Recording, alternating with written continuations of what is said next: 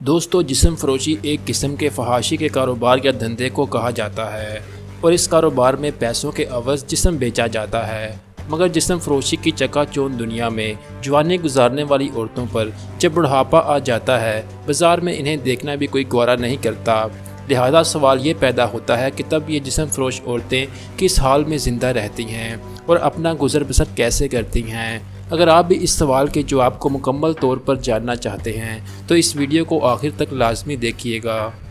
دوستو ساری زندگی اپنا جسم بیچ کر زندگی گزارنے والی عورتوں پر جب بڑھاپا آتا ہے تو انہیں کوئی سہارا میسر نہیں آتا اور ان کے حالات اس قدر قابل رحم ہو جاتے ہیں کہ سڑکوں پر بھٹکتی اور برفانی راتوں میں کانپتی نظر آتی ہیں۔ ان خواتین کا کہنا ہے کہ بڑھاپے میں وہ دنیا سے یوں الگ تھلگ رہ رہی ہیں گویا کوڑ کی مریضہ ہوں جن کے قریب آنا بھی کوئی پسند نہیں کرتا۔ ان کا مزید کہنا ہے کہ یہ ایسی کالی دنیا ہے کہ جو بھی اس میں قدم رکھتا ہے تو بیماریاں اس کا مقدر بن جاتی ہیں اور ان کی حالت اتنی قابل رحم ہو جاتی ہے کہ کوئی بھی ان کے ساتھ 2 منٹ بیٹھنا تو دور کی بات ان سے تعلق بھی نہیں رکھنا چاہتا۔